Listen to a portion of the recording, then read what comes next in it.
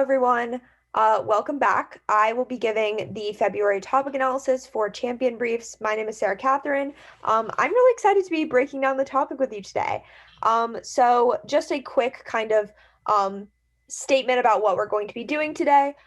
This is not meant to be all encapsulating and give you every single argument for the topic. That's not kind of my role in this. Rather, I'm going to be kind of going through some of the central ideas of the topic.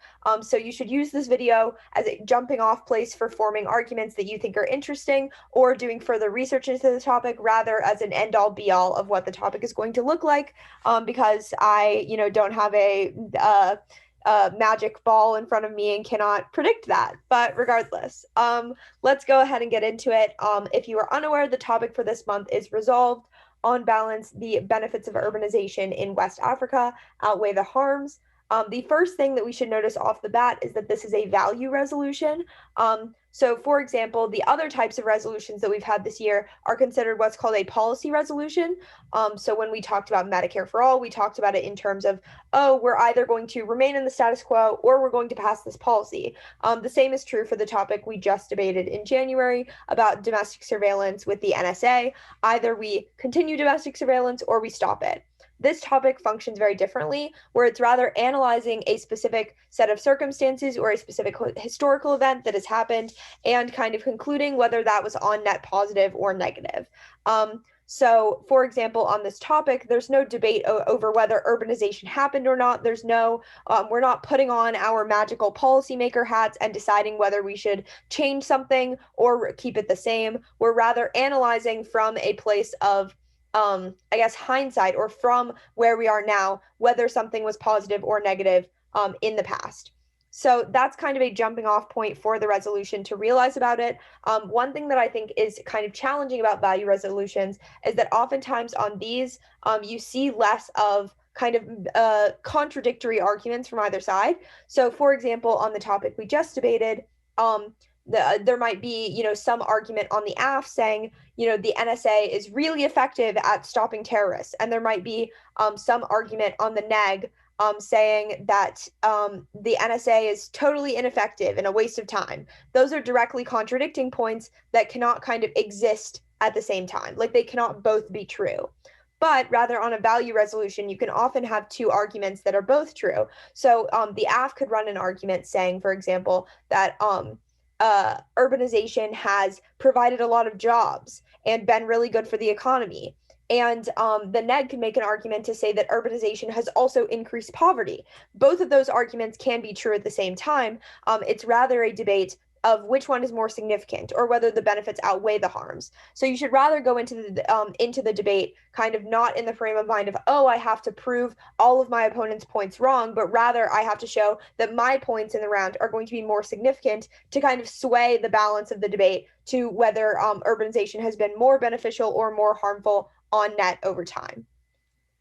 With that being said, let's talk about what urbanization actually is, because this is something that I was not super familiar with, even coming into the topic, even as someone who did debate for a while. So urbanization is the idea that, or is kind of the phenomenon that happens when a lot of people will move into a city over time, or it's the large population growth within a city and the large migration into urban areas. So the way that I like to think of it is like when cities grow, or when cities kind of start growing, that would be the process of urbanization, because a lot of people move to the city or move to the outskirts of the city, which funnels the actual urban area into an urban area, for lack of better words. So some of the things to think about with this are things like how people living within close community with each other and large communities can have kind of benefits and harms. So, for example, just people being in one place makes it much easier for a business to operate, because now they have more possible customers. It makes it easier for the government to distribute resources, per se, in some scenarios, because you might have, for example, a large population that needs a certain service, and you can provide all of it in the same location where people don't have to travel a long distance to get it. So there are benefits like that. But at the same time, urbanization also can cause things like resource scarcity, because, for example, now since everyone wants to live in the city, housing, for example, is a limited resource. There's always going to be a limited amount of housing in an urban area unless you continue kind of building it out or building it up, which means that if you have, too many people moving into an area, there cannot be enough resources to go around for those people. These are just a brief kind of idea, like these are kind of brief ideas that we'll touch a lot more on later, but I kind of wanted to talk about in general what urbanization is and what should be coming to mind. It's not necessarily just development and just cities being built, but what happens when large groups of people all move into one area and kind of form that city. So now I want to kind of go in and talk about what's been happening in West Africa over the past 50 years at the same time that urbanization has. So the first thing to understand about West Africa is that West Africa was heavily and still is heavily affected by the effects of colonialism. If you are unaware or have not learned this in history class yet, all of the borders in West Africa that still exist today were mostly drawn by colonial powers, which means that the borders were not drawn with any sort of thought to racial or ethnic lines, or I guess more of like community lines. They were drawn based on where each individual colonial state kind of resided and drawn based on resources in the area, which has created a lot of issues in terms of national unity because you have these massive states where they have vastly different ethnic groups within the state, where there's usually some sort of like a couple of large ethnic majority groups and then some sort of ethnic minority group within the state as well.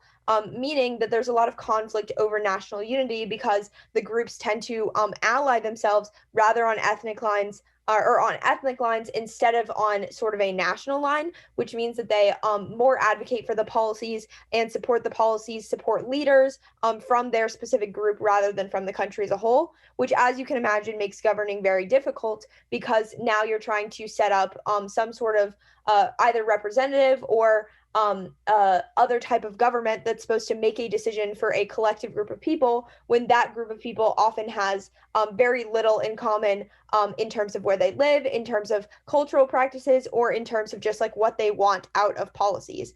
So I think that's one of the things to kind of think about in this topic is the effects of colonialism on the way that the way that governments and the way that people interact within these states that were inherently drawn by people who should not have been drawing borders in the area.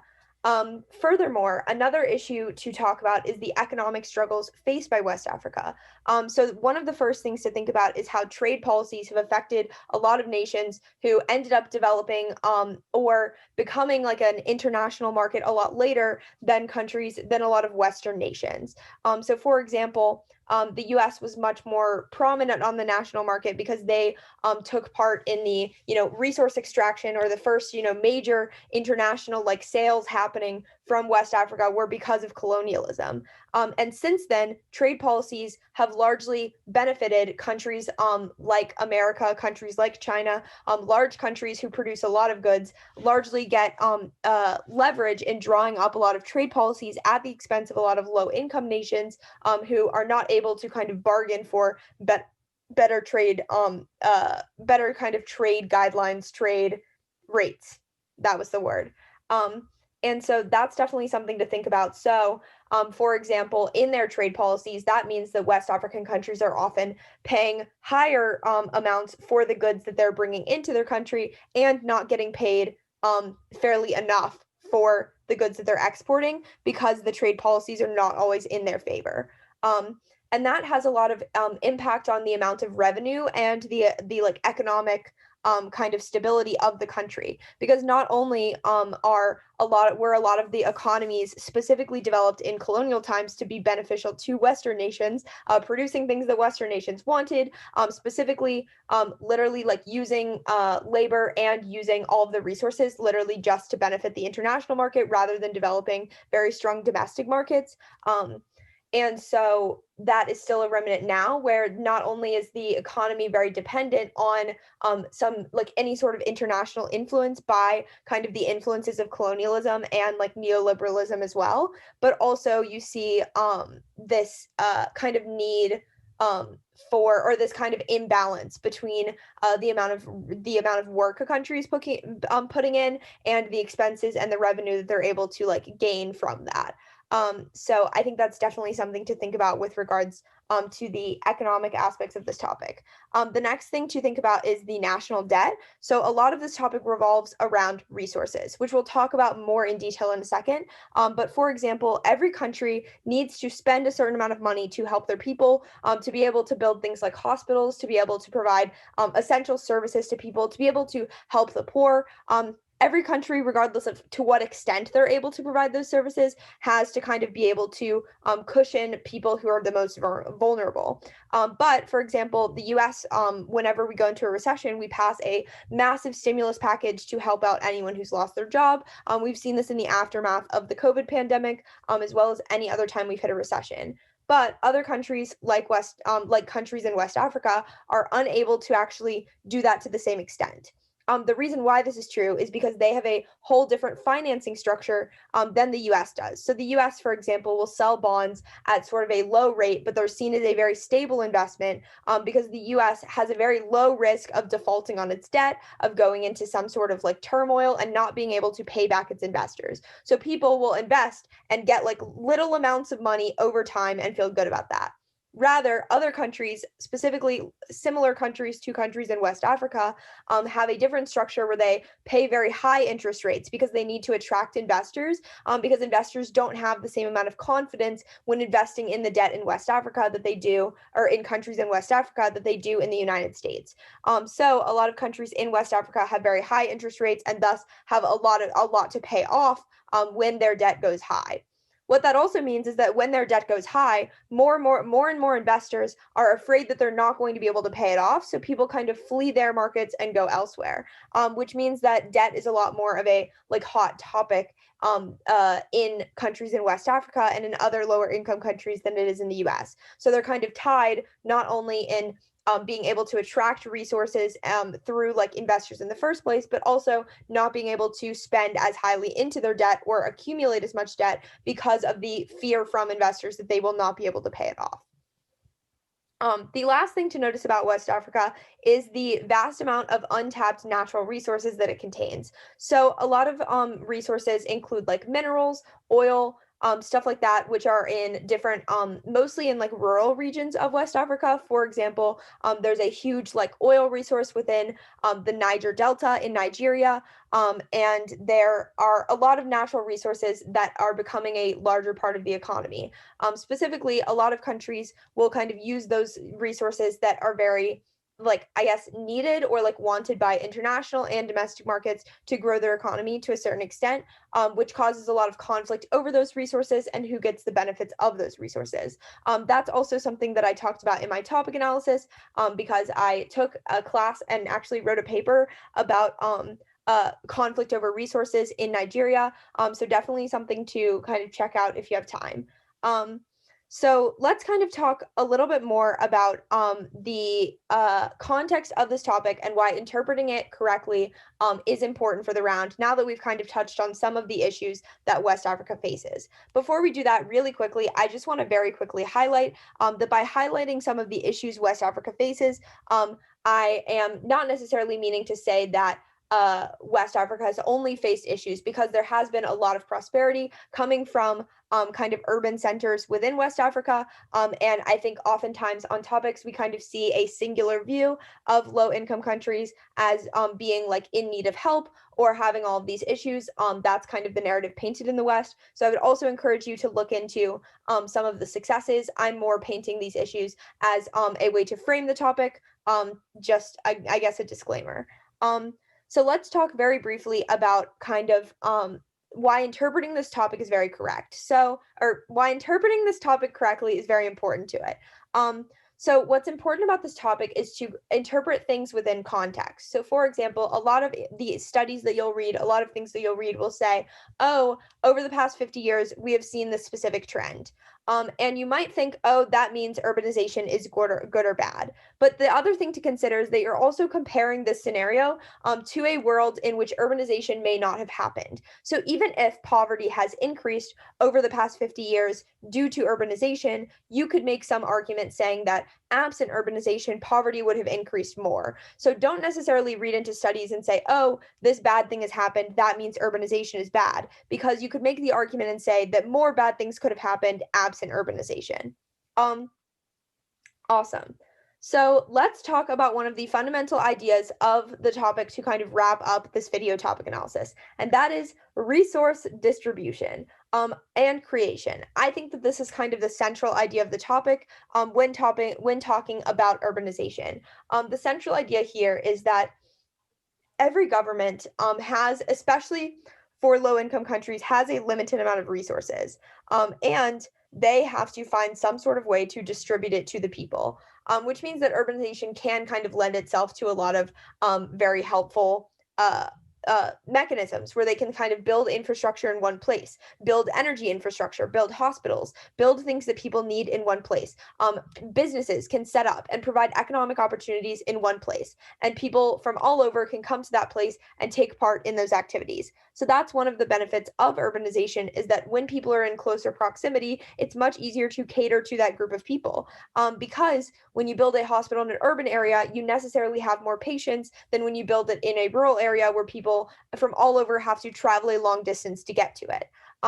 So one of the arguments for urbanization is to say that it made resource distribution much easier for countries in West Africa, and made development much easier. Because, for example, if everyone was super spread out, maybe to cover the entire population, you would have to build 6 hospitals, or maybe you would have to decide whether to build a hospital for this group of people or this group of people.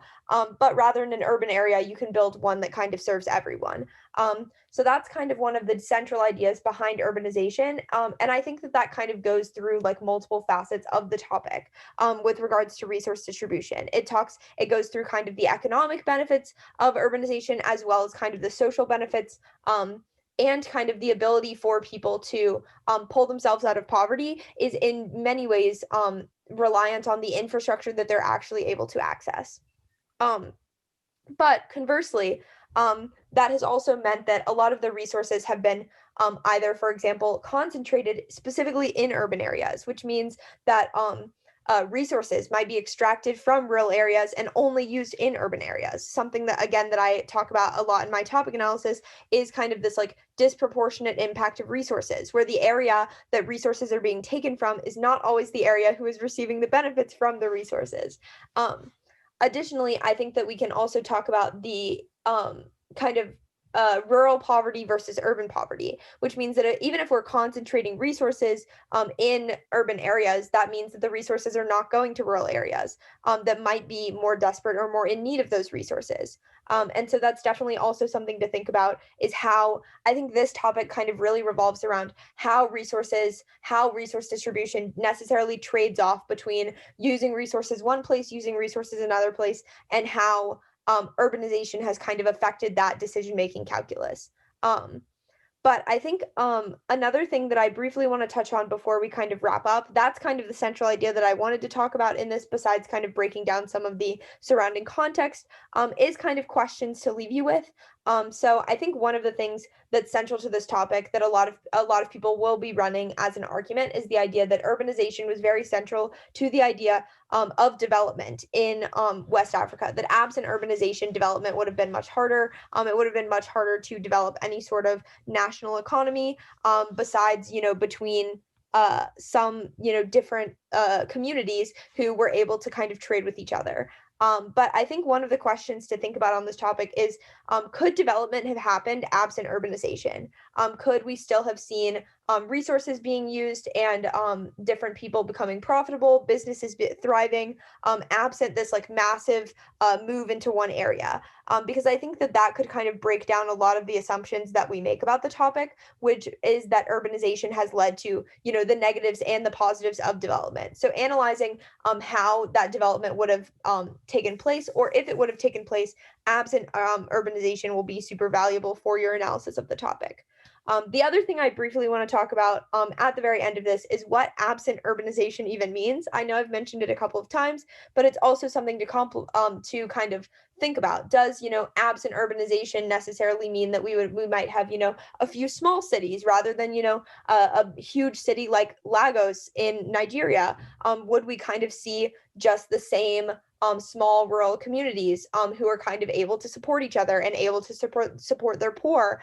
Whereas, in urban environments, the poor will end up in things like slums. So I think analyzing what a world without urbanization necessarily would have looked like and how to make that argument in the round is also really important, because just saying it doesn't necessarily indicate some specific result.